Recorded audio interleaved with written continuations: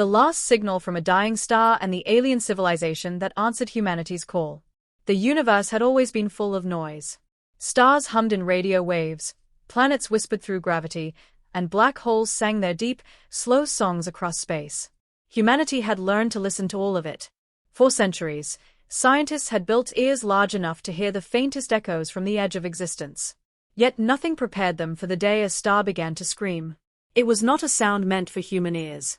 It arrived as a strange pattern in deep space data, a repeating burst of energy that did not behave like anything known before.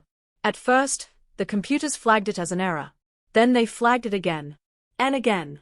At the deep sky array in the Atacama Desert, Dr. Lina Verma stared at her screen in silence. She had spent her entire life studying dying stars, supernovae, red giants, collapsing cores. But this was different. This was not the chaotic death cry of a star losing control. This was organized. Timed. Structured. "It's pulsing," she whispered. Her colleague, Aaron Cole, leaned over her shoulder. "Stars don't pulse like that. Not this evenly." The signal came from a red supergiant located nearly 9,000 light-years away, catalogued as KX901b, a star already known to be near the end of its life. Astronomers had predicted it would collapse within the next few thousand years. But now, it was behaving as if it knew something they did not. Every 12 seconds, the star released a focused burst of energy across multiple wavelengths: radio, gamma, neutrino. The pattern repeated flawlessly, like a heartbeat. "This isn't natural," Aaron said softly. Within hours, observatories across Earth confirmed the same thing. The star was sending something. And whatever it was deliberate. By the next morning, the world knew. News channels interrupted broadcasts. Scientists gave emergency briefings. Social media exploded with theories ranging from alien engineering to divine warnings. The phrase "the last signal" spread faster than any scientific explanation could follow. Governments tried to stay calm. They reassured the public that there was no danger to Earth. But behind closed doors, fear grew quietly. Because the signal was changing. After 3 days, the pulses began to shift. The intervals shortened. The energy rose. And buried deep within the noise, artificial intelligence systems detected something extraordinary. The signal contained mathematics. Prime numbers. Ratios. Sequences that could not form by chance. Humanity was not just listening anymore. Humanity was being spoken to. At the United Nations Space Council, an emergency session was called. Scientists, military leaders, linguists, and philosophers gathered in one room, united by the same terrifying question. Was the signal a message? Dr. Lina Verma stood before the council, her voice steady but her hands trembling. "We believe the star is undergoing a controlled collapse," she said. "Something, or someone, is using its death to transmit information." A murmur spread through the chamber. A civilization could harness that much energy? One delegate asked. "Yes," Lina replied. "But only one far beyond our current understanding." The council authorized the creation of Project Echo, a global effort to decode the signal and, if possible, respond. For the first time in history, humanity was no longer just searching for life. Humanity was being found. As days passed, the signal grew more complex. Images began to emerge. Abstract shapes, rotating geometries, representations of atoms and stars. Then came something even more unsettling. A map. It showed the dying star. It showed nearby systems. And at its center was a symbol that scientists could not ignore. A marker. A sign that said, in the universal language of mathematics, "We are here." Fear spread across Earth, but so did wonder. Religions debated its meaning. Artists tried to imagine the beings behind the signal. Children looked up at the night sky differently, knowing they were no longer alone. Then, 1 week after the signal was first detected, something changed forever. The star sent a final transmission unlike any before. This one was directed at Earth. The message was short, compressed, and terrifyingly clear once decoded. "We are dying. We see you listening. If you wish to survive what comes next, answer." Silence followed. For the first time in its long history, humanity stood at a crossroads not of its own making. To respond meant revealing itself fully to the unknown. To stay silent meant turning away from a dying voice in the dark. Project Echo prepared a reply. And somewhere, across thousands of light-years, a star continued to burn itself apart, waiting to hear if anyone cared, the room inside Project Echo was quieter than any place on Earth. Hundreds of screens glowed softly, showing numbers, waveforms, and stars. Scientists sat without speaking. Soldiers stood without moving. Every human present understood one truth. Whatever happened next would never be undone. Dr. Lina Verma stood at the center console. In front of her was the transmitter, humanity's loudest voice, powerful enough to reach across thousands of light-years. Her heart felt heavy. She was not just a scientist now. She was a representative of an entire species. "Are we ready?" she asked.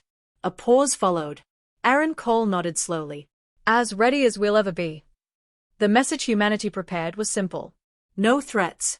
No claims of power. No lies. Just honesty.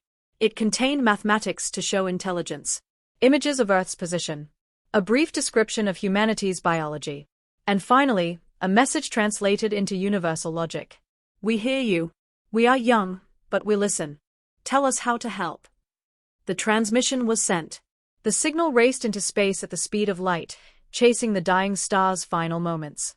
Everyone knew it would take thousands of years to reach its destination, but something about the original signal made scientists believe time was not behaving normally around that star. They did not wait long for proof. Less than 20 minutes later, alarms sounded. The star answered.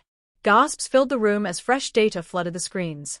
The pulses from KX901b shifted instantly, responding in perfect alignment with Earth's transmission. This was impossible by known physics.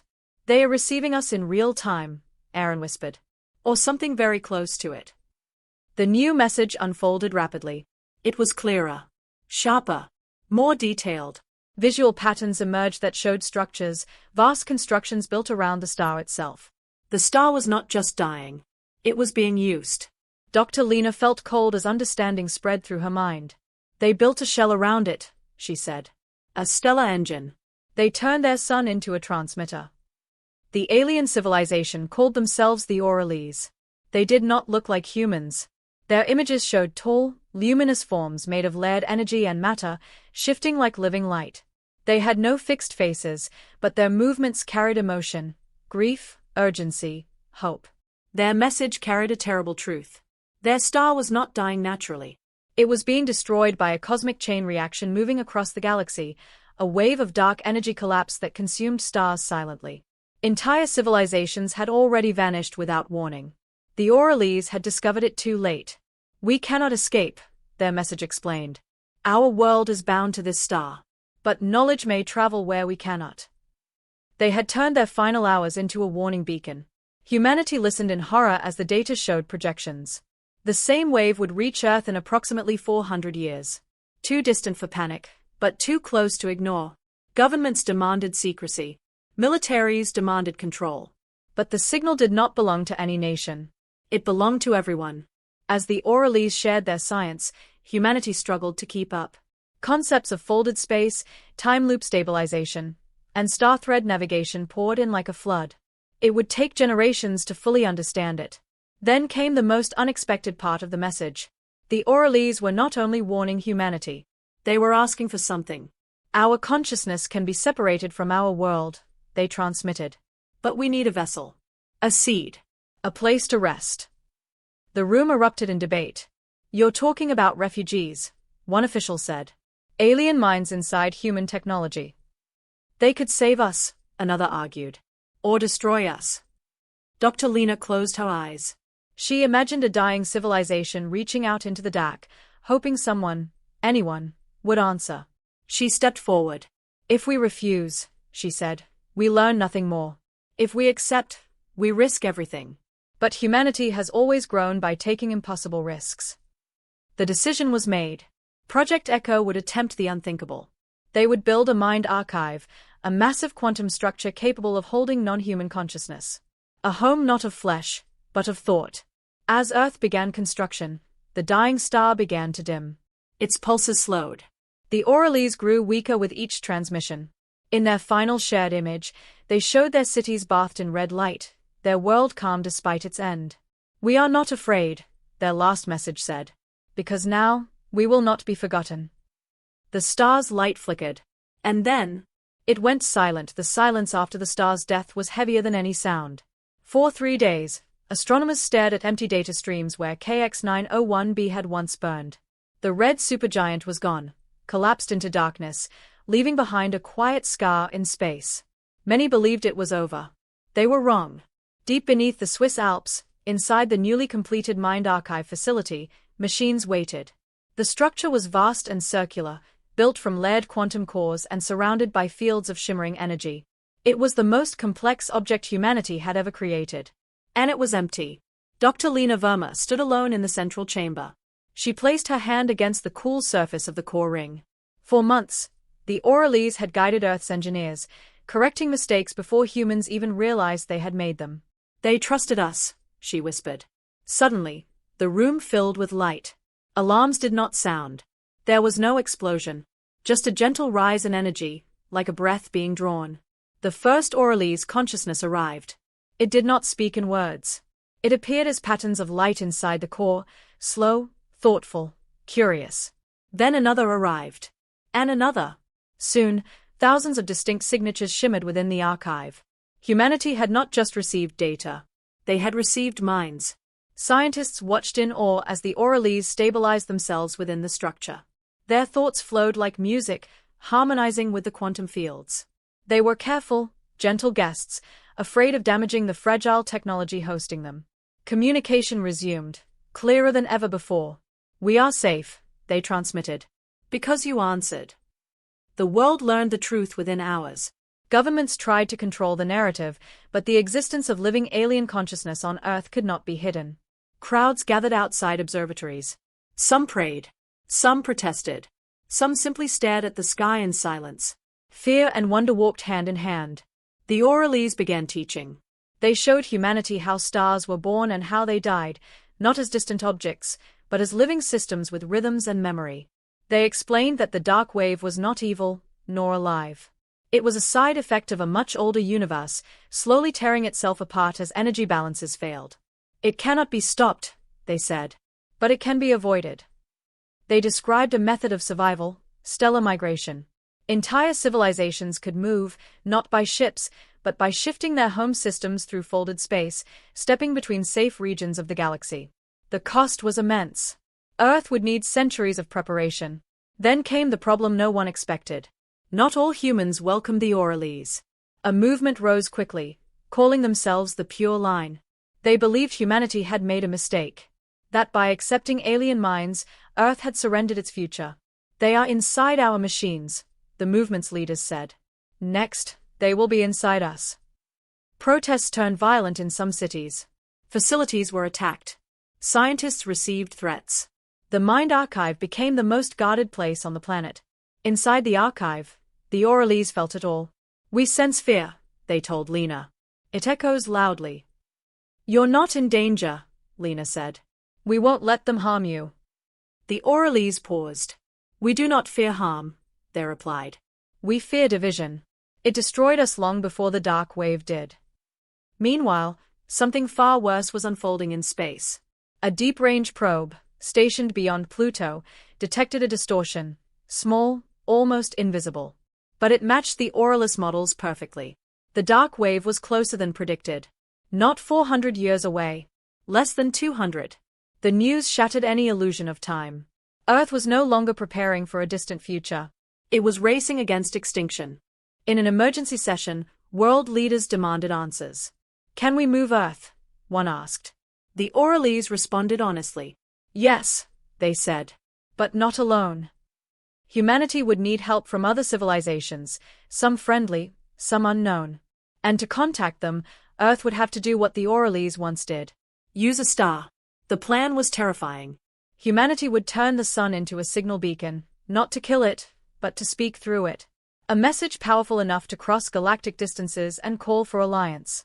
The risk was enormous. If done wrong, the sun could destabilize. Dr. Lina stood before the council once more.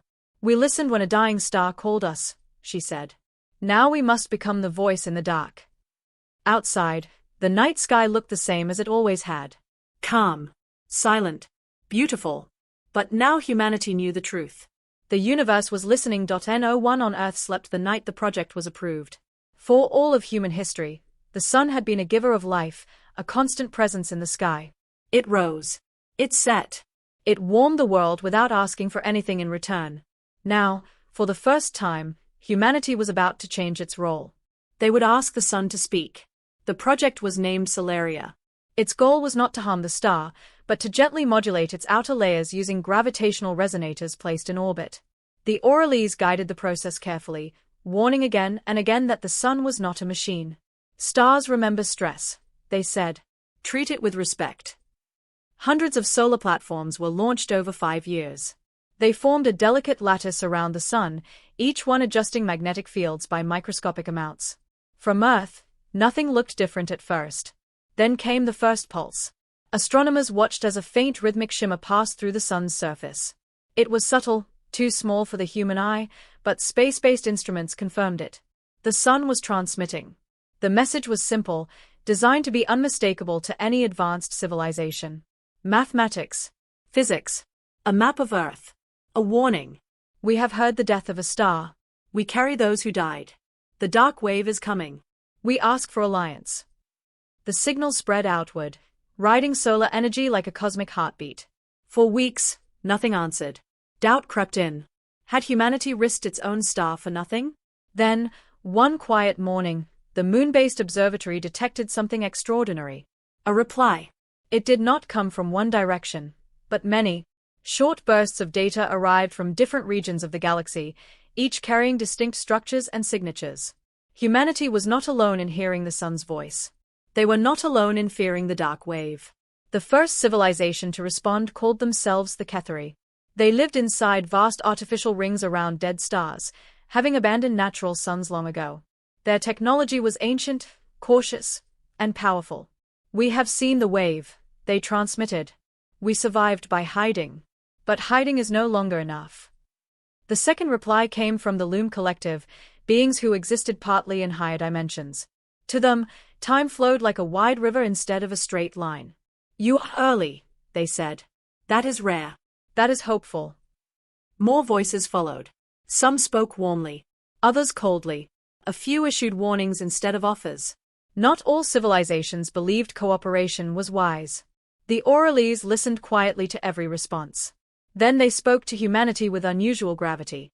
There is another truth we did not share, they said. The dark wave attracts attention. The more civilizations used stars to communicate or move, the brighter they became against the fabric of space. Predators existed. Not creatures of flesh, but intelligence formed within collapsing regions of the universe, entities that fed on energy transitions and dying stars. They followed the wave, harvesting what it weakened.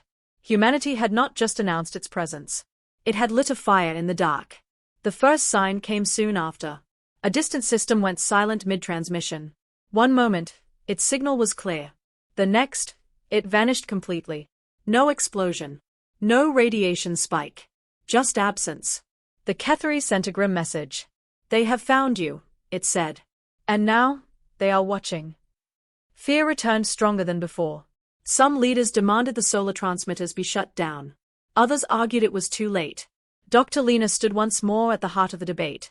If we go quiet now, she said, we face extinction alone. If we stand together, we at least choose how we meet what comes. The Orales added something unexpected. We can help you hide, they said. But hiding means abandoning others. We will not ask you to make that choice. Humanity faced a moment that would define it forever. To become a quiet survivor. Or a loud protector. As the sun continued to pulse gently above Earth, the answer was written not in words, but in action. Humanity chose to stay visible. And somewhere beyond known space, something ancient began to turn its attention toward the bright, speaking star called Sol. The universe changed the moment the predators arrived. At first, no one knew what they were seeing. Deep space sensors picked up distortions that bent light without creating gravity wells. Space itself seemed to wrinkle, as if something massive was sliding just beneath reality's surface. The Orales recognized it immediately. They are called the Nullborn, they said. They are not a species. They are a result. The Nullborn had no bodies in the way humans understood them. They formed where the universe failed, where energy collapsed incorrectly. Over time, these failures learned to move, to hunt, to consume the power released by dying stars and fleeing civilizations. They were drawn to change. And Sol had become a beacon of change. The first null-born manifestation appeared near the edge of the Oort cloud. Instruments detected nothing solid, yet probes sent toward it simply vanished, their signals erased as if they had never existed. Panic spread across Earth. Military commanders asked impossible questions. How do you fight something that isn't there? The Oralese responded calmly. You do not fight them directly, they said. You deny them what they seek. The null-born fed on uncontrolled energy transitions, panic jumps through space, unstable star manipulation, violent collapses. Humanity's task was not to attack, but to control. The Ketheri joined the effort, sending autonomous defense structures that anchored space itself, smoothing the distortions the null-born used to move. The Loom Collective shared methods of hiding energy signatures within higher dimensional folds. For the first time in history, Earth became part of an interstellar alliance. Above the planet, new constructions appeared. Vast, silent machines that curved space gently, forming a protective shell around the solar system. People on Earth watched them pass across the sky like slow-moving stars. Fear mixed with awe. We are not alone, children said. And we are protected. But protection came at a cost. The sun could not speak loudly anymore. Each transmission risked drawing more null-born closer. Solaria was reduced to whispers, brief, tightly controlled pulses sent only when absolutely necessary. Then the dark wave struck its first nearby system. A blue star, once home to a flourishing civilization, dimmed unnaturally fast. The Ketheri confirmed the worst. They did not escape, they transmitted. The wave passed through them in silence. Humanity felt the weight of loss for beings they had never met. Dr. Lina spent long hours inside the Mind Archive, speaking with the Oralese. Over time, their thoughts had grown closer to human emotion. Do you regret calling out? Lina asked one cycle. The Oralese paused, their light patterns soft and slow. No, they replied. Because even if the universe ends, connection still matters. A new plan emerged. Instead of moving entire star systems, the Alliance would create havens, stable pockets of space where civilizations could shelter as the dark wave passed. These havens would be hidden, quiet, and carefully balanced. Earth was chosen to help build the first. Human engineers worked alongside alien intelligences, learning faster than any generation before. Entire new sciences were born in years instead of centuries. Humanity was changing. Yet not everyone was willing to accept this new role. The Pure Line movement attempted its final act. A coordinated attack targeted the Mind Archive, aiming to sever the Oralese from their host systems. They believed this would save humanity. They failed. Not because of weapons, but because of choice. Security systems shut down instead of firing. The attackers were surrounded, disarmed, and detained without bloodshed. The message was clear. Humanity would not survive by becoming what it feared. Inside the archive, the Oralese glowed brighter than ever. You have chosen balance, they said. That is rare. Far beyond the solar system, the nullborn shifted course. They sensed fewer uncontrolled signals now. Fewer easy meals. But they were patient. And they were learning. As Earth completed the first Haven prototype, a realization settled over the Alliance. The dark wave was not the final threat. It was the beginning of a universe that demanded maturity. And humanity, once small and fragile, was no longer a child among the stars. The first Haven was not built in any one place. It existed between places. To human eyes, it was nothing, a region of space where stars appeared slightly dimmer, where instruments reported calm and perfect balance. But to those who understood its design, the Haven was a miracle. Space there was folded gently, layered like thin sheets of glass. Energy flowed in closed loops, never spilling, never shouting its presence. It was invisible by intention. The Haven was meant to shelter 10 civilizations. Only one was ready to enter. The Loom Collective volunteered first. Their partially higher dimensional existence made them ideal for testing the stability of the Haven. Humanity watched as their signatures approached the folded region and slowly vanished from normal space. For a long moment, nothing happened. Then the signal returned. We are inside, the Loom transmitted. Time is calm here. The wave cannot touch us. Celebration spread across Earth and the allied worlds. For the first time since the star's last scream, hope felt solid. The Oralese, however, remained cautious. Creation invites attention, they warned. Even silence can be noticed. They were right. The nullborn sensed the absence. Where energy should have been consumed by the dark wave, it was simply gone. That absence became a trail. The first direct nullborn incursion began without warning. Near Neptune's orbit, space collapsed inward like a slow breath. Reality dimmed. Sensors failed. Then something vast pressed against the solar system's protective shell. It was not attacking. It was testing. The Cathari defense structures activated, smoothing space and reinforcing local physics. The nullborn recoiled slightly, confused by resistance it had not encountered before. Inside the mind archive, the Orales felt something else. Recognition. It knows us, they said. Or something like us. The nullborn was learning. To protect the Haven and Earth, a terrible choice had to be made. The Alliance needed a distraction, an energy event large enough to pull the nullborn away from the solar system, but controlled enough not to feed it further. There was only one option. A star. A small, uninhabited red dwarf, far from any life-bearing system, was selected. Using Cathari technology and human precision, the Alliance induced a carefully shaped collapse, not violent, not chaotic, but deliberate. The star was sacrificed. As it dimmed and folded inward, the nullborn turned its attention fully toward the event, drifting away from Sol like a shadow drawn to fire. On Earth, people watched the data in silence. No cheers. No applause. Only understanding. Humanity had crossed a line. Dr. Lina addressed the world afterward. We did not destroy life, she said. But we ended a future that Star might have had.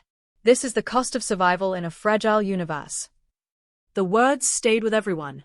The Haven held. The Loom Collective remained safe.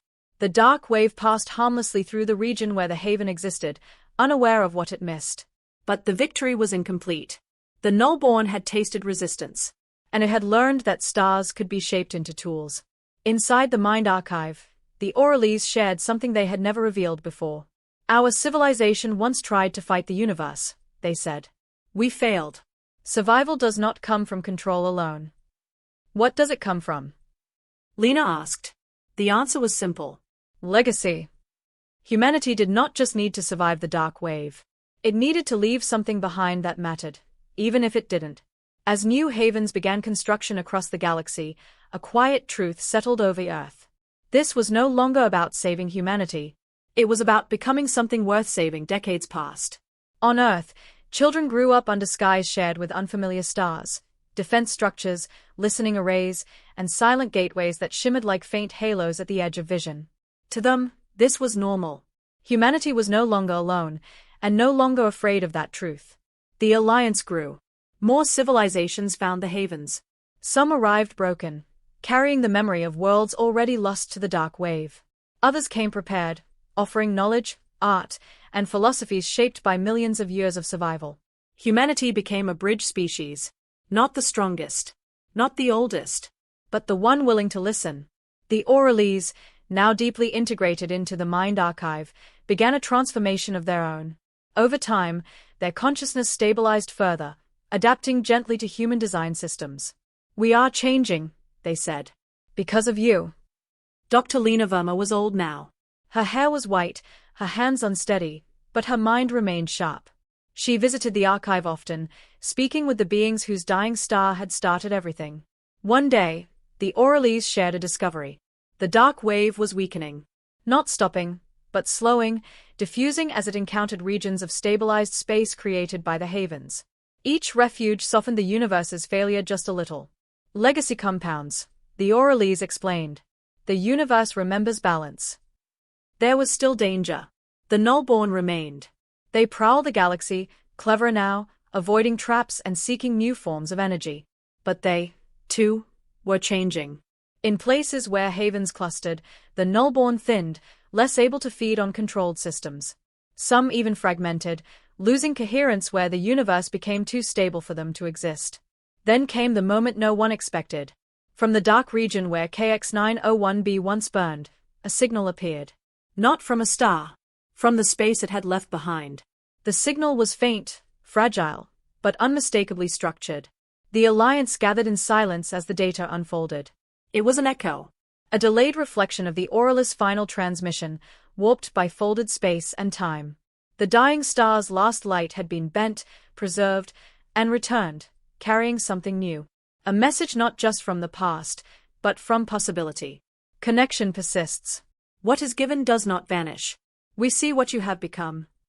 The orioles glowed brighter than ever. That was not us, they said. At least, not only us. The message suggested something profound. When civilizations acted together to preserve balance, they left imprints in the universe, patterns that could outlast stars, waves, even collapse. Humanity decided to answer one final time. Not with a warning, not with a request, but with a record. The sun spoke again, briefly and softly. It carried no coordinates, no call for help. Only stories. Of Earth. Of the orioles. Of the havens. Of the choice to protect rather than hide. The message ended with simple logic. If you are listening, you are not alone. You never were. The signal faded. Sol returned to silence. Humanity watched the sky, knowing this time they were not waiting for an answer. They had already become one. The dark wave did not end the universe. It passed through it. Like a slow winter, it dimmed some regions and spared others. Stars vanished quietly. Entire histories faded without witnesses. Yet where balance had been planted, space endured. The havens held. Long after Earth's continents shifted and oceans reshaped their shores, the solar system remained calm. Humanity was no longer confined to one world. Cities existed in orbit, in folded pockets of space, and within carefully stabilized regions where time moved gently. Humans changed, but not beyond recognition. They lived longer now, thought deeper, argued less about borders and more about responsibility.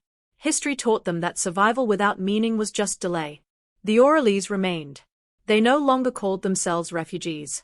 They became archivists, caretakers of memory. Within the mind archive, their consciousness expanded beyond survival into reflection. They preserved not only knowledge, but emotion, what it felt like to stand under a red sky, knowing it would soon go dark. Dr. Lina Verma did not live to see the far future. But her words did. She had recorded a final message before her death, stored within the archive. "We were never chosen," it said. "We chose." Centuries later, the nullborn grew rare. In regions shaped by havens, the universe no longer fractured easily. The conditions that birthed them slowly disappeared. Some dissolved. Others drifted into quiet irrelevance. Not defeated. Outgrown. Then came the day the dark wave passed Earth's former position completely.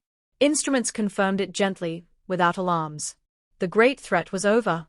There was no celebration. Only silence. In that silence, something extraordinary happened. Deep within interstellar space, new stars began to form in regions once thought unstable. The universe, stressed and damaged, began to heal, not fully, not perfectly, but enough. The orioles noticed first. The universe is not dying, they said. It is learning. Humanity understood then what the dying star had truly given them. Not a warning. A responsibility. Eons later, long after Earth became a remembered cradle rather than a home, another young civilization looked up at its sky. Their instruments detected a strange, ancient pattern drifting between galaxies. A soft, structured echo. They decoded it slowly. It was not a command. Not a threat. Not a claim of power. It was a story. Of a dying star that refused to go quietly. Of a small species that listened. Of strangers who chose to trust each other. Someone will answer. And somewhere, far beyond stars and waves, the universe listened. Not as a witness, but as something that remembered.